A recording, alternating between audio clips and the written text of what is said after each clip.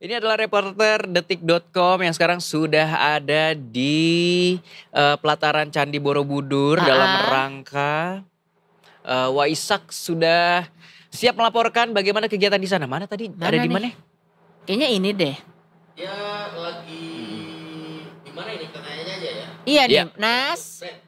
Ya. Wih. Hai Anas. Hai. Nas, libur nih. Davi. Nas gimana? Ya, Waisak di gantian sana. sama Arfi. Gimana nih di sana kemarin? Seru banget kayak dari story-storynya nih. Nih. Seru Kak, seru. Ini mau aku ceritain apa gimana? Boleh Iya dong, ceritain. Udah Apa susah-susah Gimana? susah-susah di telepon, masa lu kagak cerita nih, Nas? Nas, gimana pengalaman semalam Waisak di sana? Jadi kan emang aku pertama kali juga ya ikut Waisak di Borobudur, walaupun sebenarnya udah pengen banget gitu kan. Cuman gak ada waktunya aja gitu. Dan kebetulan tahun ini teman-temanku di kantor yang sekarang lagi di Amsterdam itu memperbolehkan ke, terima kasih Arfi, Putra, Mas Andra dan semua tim, terima kasih atas supportnya. Akhirnya aku bisa kemarin datang ke acaranya Borobudur Lampion. Sebenarnya untuk persiapan itu oke, kita cukup prepared gitu. Tapi tetap aja ya namanya acara, setiap detik itu ada perubahan, setiap detik itu ada hal-hal baru dan karena itu melibatkan banyak pihak, jadi emang kita mesti ya kayak kalau kita lagi live detik pagi ya, kita mesti adaptif, kita mesti tenang dan dengan semua hal itu bikin acara itu jadi bagus begitu. Nah, kurang aku lebih dari awalnya dulu. Nah iya, gambarannya nih yang kita tahu kan pokoknya lampion itu sudah dilepaskan. Nah sebenarnya sebelum itu terjadi mungkin Nas, kira-kira sebenarnya apa sih perayaannya? Diawali dengan apa aja? Oke. Sebenarnya kalau misalnya untuk di Candi Borobudur itu sendiri, acaranya itu banyak banget juga. Jadi nggak cuman acara festival lampion aja, jadi banyak rangkaian acaranya. Dan nggak semuanya aku tahu, tapi beberapa rangkaian acara yang ada di Borobudur itu ada kayak penyambutan Badai Tudong, terus juga ada Pradaksina itu kayak kita beribadah mengelilingi si Candi Borobudur itu. Terus habis itu kita ada acara lagi di bagian atas itu Waisak Nasional. Jadi Festival Lampion itu acaranya beda tempat sama yang Waisak Nasional. Gitu. Nah terus juga kalau untuk si acaranya si Festival Lampion itu sendiri, kita itu ada 2 sesi semalam, sesi 1 sama sesi 2. Nah sebenarnya rangkaian acaranya itu nggak jauh beda ya, yang sesi 1 sama sesi 2. Cuman mungkin tamu-tamu VIP yang hadirnya itu beda. Nah, sesi 1 itu aku ceritain awalnya acaranya sampai akhirnya. Jadi awalnya itu kita opening, terus kita ada semacam ibadahnya dulu, terus kita meditation. Terus kita ada chanting dulu, terus kita meditation lagi untuk kayak perenungan. Nah, habis itu kita mulai nyalain obor. Nyalain obor ini bisa diwakili sama kayak tamu-tamu gitu. Dipanggil-panggil tamu dari dubes, tamu-tamu dari kementerian, gitu. Nah, habis obornya nyala, itu at the same time para tamu semua yang di belakang dan depan sampai belakang itu semuanya dapat sumbu buat nyalain apinya. Nah, jadi kita paralel tuh. Itu anak lapangan udah kayak kayak gitu kan. Cukup hektik karena itu ngehandle banyak banget orang gitu. Nah, habis itu habis obornya nyala, kita simbolis. Nah, habis itu mulai tutorial cara buka lampion, step-stepnya dan segala macam. Terus habis itu kita countdown ya, 20 sampai 3, 2, 1 naik tas. Nah udah, dan momen itu tuh gak bisa magical banget gitu loh Kak. Jadi kayak gini ya, ternyata pas dia naik ke atas, kalau ngeliat di video itu kan kayak kayak titik berjalan lampu gitu kan. Tapi kalau ngeliat langsung, dia itu kayak kedip nyala gitu, karena dia bergetar gitu di angkasa kan. Kayak gitu, itu magical banget. Kayak aku ngeliatin kayak, bagus ya gitu. Tapi kayak I have no words to describe it gitu. Karena saking bagusnya kayak gitu. Kamu menerbangkan juga lampionmu atau enggak? Nah, lucu nih. Jadi kan karena memang aku ini harus lucu nih Con nih ya. Awas lu ya Nas sampai enggak lucu nih. Gimana Nas? Lucunya menurut aku. Gimana kayak itu? Gimana? Oke. Jadi kan aku kan di stage ya. Jadi kayak aduh aku mau ikut terbangin gak bisa. Banyak banget tamu dan aku harus bolak-balik. Oke, jadi aku kayak nggak bisa nih kita buat terbangin lampion kayak gitu. Terus pas akhir udah selesai sekitar jam 1-an, terus ada temanku bilang, Nas, ayo kita terbangin lampion. Nah di belakang itu pada terbangin lampion. Terus aku kayak, ayo, oke kita coba terbangin. Gitu. Mau aku ceritain nggak terbanginnya gimana? Ya boleh Nas. Ini juga gambar yang diambil sama Anas nih ya sekarang nih, Datikers nih. Anas mau dong WhatsAppin gue. Nanti ya. Iya tadi ada bantai lewat. Oke. Bisa ngobrol nggak nih kita nih? Bagaimana nih bantainya nih? Ya, bantainya udah telat. Tapi bantainya itu di sini banyak yang dari Thailand. Jadi tuh aku di sini kadang-kadang suka ngobrol-ngobrol pakai broken Inggris kan. Inggrisnya sama-sama broken. Jadi kayak dia juga tapi kagak ngerti sama lain. Yang penting Sawadika gitu kan. Iya, Sawadika, Kaputra, kayak gitu-gitu kita diajak. Aku kepo aja, aku nanya dia gitu kan. Iya. Gimana kayak pertanyaannya apa? Aduh, sorry. Gimana cara kamu nerbanginnya itu? Ada cerita apa ketika pas nerbangin tadi? Oh iya, aku nerbangin kan awal satu rame-rame tuh temanku. Oke. Aku pikir udah itu doang gitu kan. Karena aku nggak ikut dari awal. Terus abis itu ada satu nih temanku, ayo Nas yang ini nih, kayak gitu. Dan bikin lagi dari awal, ya udahlah aku giniin, cekrek. Terus udah apinya dinyalain. Nah kan dia kan ring apinya itu bentuknya kayak pakai bambu tipis ya, kayak bambu tipis gitu, bambu or kayu tipis. Terus ada semacam kawat yang menyatukan si lampion itu, baru ada sumbunya di tengah. Aku pegangin aja lah, kan temanku ada yang nyalain apinya. Nah abis nyala, agak lama aku turunin lah ke bawah. Kita ke bawahin itu supaya ada angin gitu di dalam lampionnya supaya dia bisa ngedorong ke atas. Ke bawahnya itu agak lama kan. Aku pikir kayak bambu itu kan nggak menghantarkan panas, nggak bakal panas kayak gitu. Ternyata pas ke bawah panas banget. Aku kayak, guys, ini udah panas banget. Kapan lepas? Belum. Anginnya belum cukup. Maksudnya belum cukup angin buat ngedorong ke atas gitu. Belum. Aku kayak, ayo angkat. Terus akhirnya pelan-pelan kita naik. Lepasnya itu ternyata nggak boleh didorong. Kita cuma boleh kayak, ya udah lepas, jangan gitu. Jadi kayak lepas ke belakang. Kita nggak boleh dorong ke atas kayak gitu. Karena dia bisa shake kayak gitu. Jadi kita benar-benar lepas kayak aja. Oke lah, satu aja gitu ya. Iya, benar-benar baru kayak tahu juga kita ya. Karena pas kita turunin itu si lampionnya itu karena itu ada api, jadi udaranya tuh pada ngedorong. Jadi kita nggak perlu ngedorong lagi kayak gitu. Nah, jadi pas turun aku udah kepanasan, ayo coba tapi temanku jangan dibawa lagi kayak gitu. Akhirnya oke naik 1, 2, 3 terus lepas dia naik ke atas, keren. Tapi karena aku cuman panik tinggal kayak sampai 10 jadi kayak ya udah pemandangannya udah nggak terlalu magical karena udah sedikit. Jadi kamu sempat menuliskan wish nggak tuh berarti di lampion itu?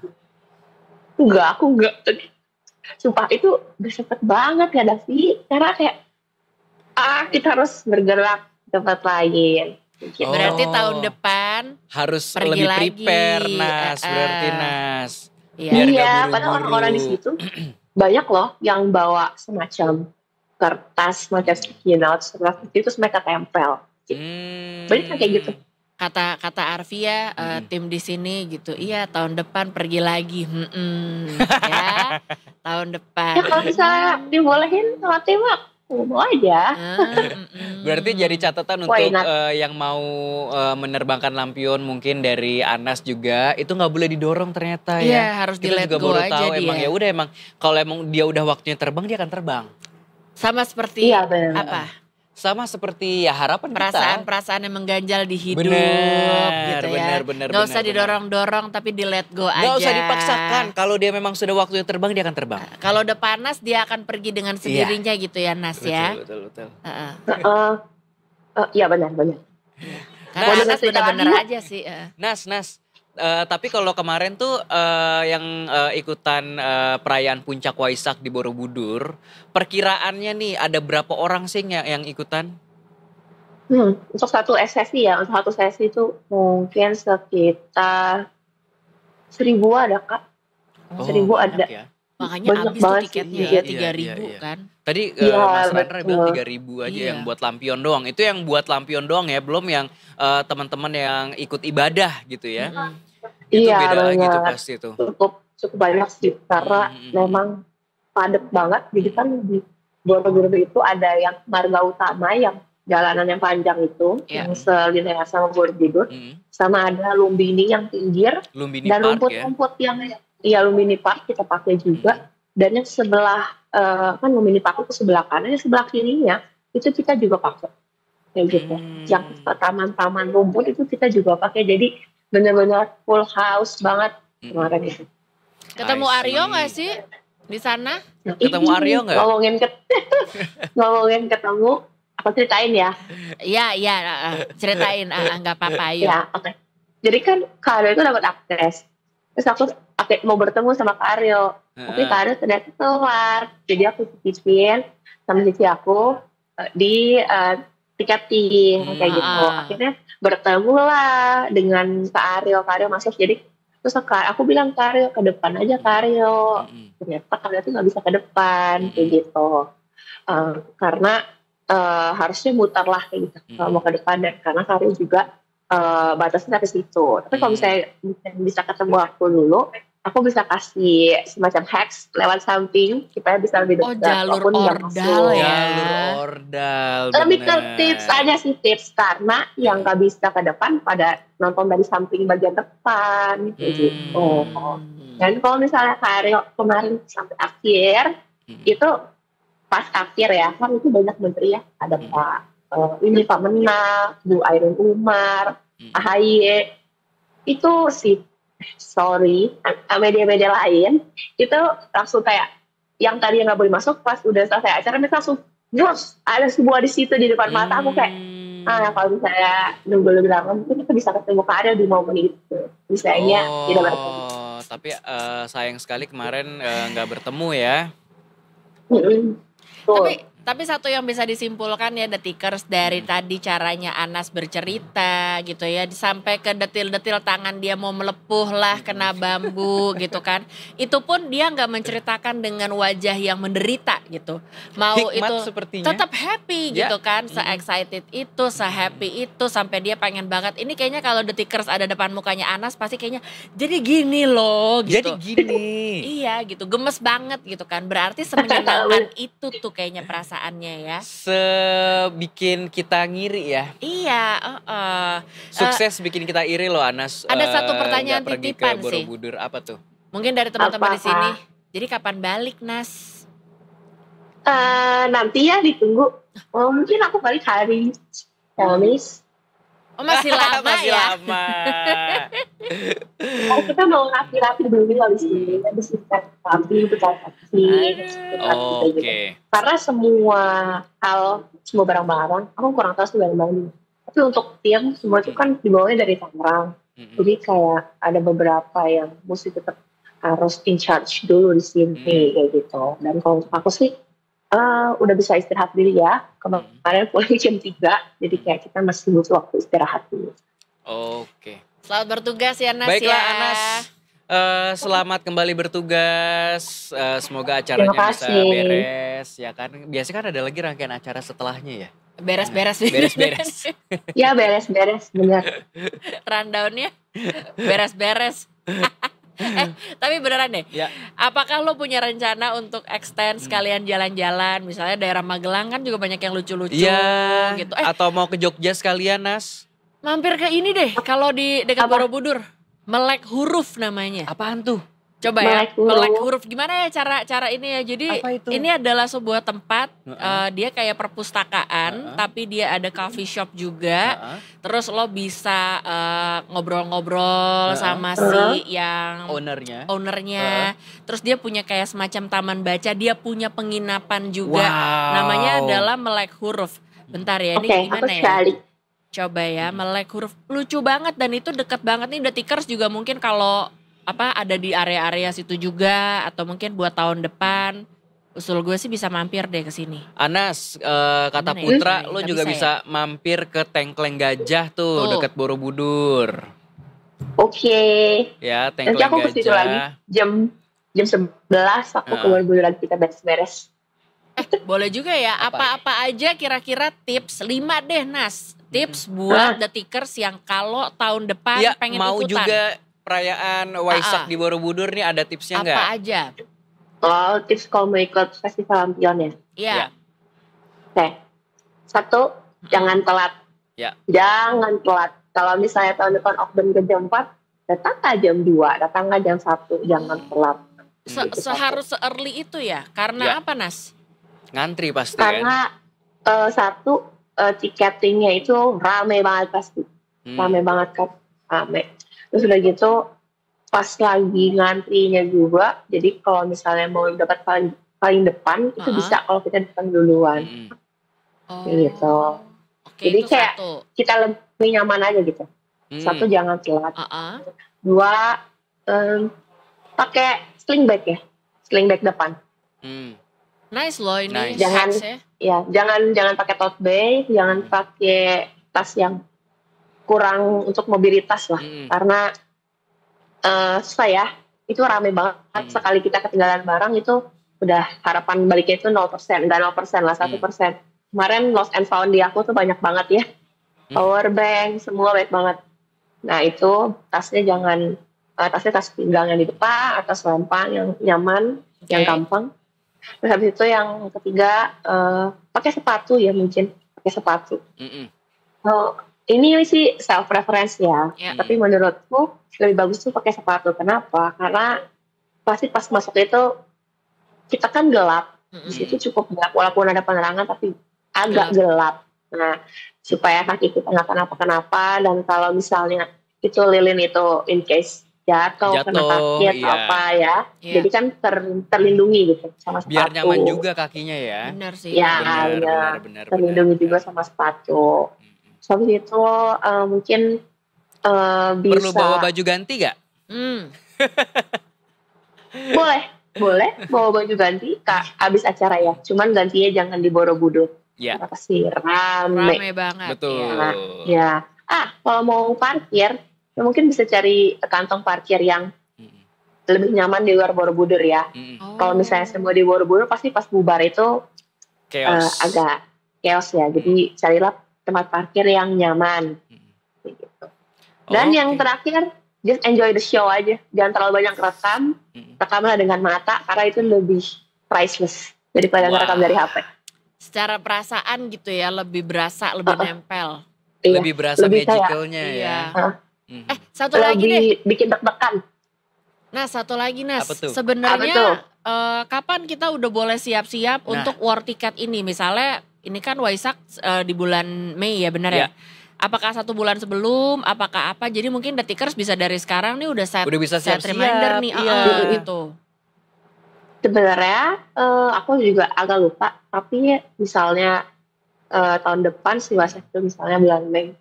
Coba mulai standby follow Instagram Borobudur Meditation atau MBNI Pusat itu bulan April. Nah pasti udah mulai tuh kayak semacam postingan-postingan road to or postingan-postingan ya flashback lah, itu pasti udah mulai. Nah pas abis itu biasanya dia open volunteer dulu. Abis open volunteer baru open tiket. I see. Berarti kurang lebih 1-2 bulan sebelum ya. Iya. Oke. Jadi sebulan sebelum udah harus siap-siap, pantengin Instagramnya Borobudur supaya kita nggak kelewatan informasi mengenai tiketing dan juga open volunteer untuk yang pengen ikutan merayakan Waisak di Candi Borobudur. Tuh. Oke. Aduh, selamat Anas, bersenang-senang deh. terima kasih banyak atas waktunya. Selamat Makasih ya, Kak. menikmati sisa day off-nya. Ditunggu segera kembali melantai di studio ya. Iya. Banyak yang menanti, have fun deh ya. Siapa emang? Arfi tuh sama Putra. Iya dia. Sian dia, ya udah. Makasih ya guys. Ya udah, dadah Anas. Dadah. Dah.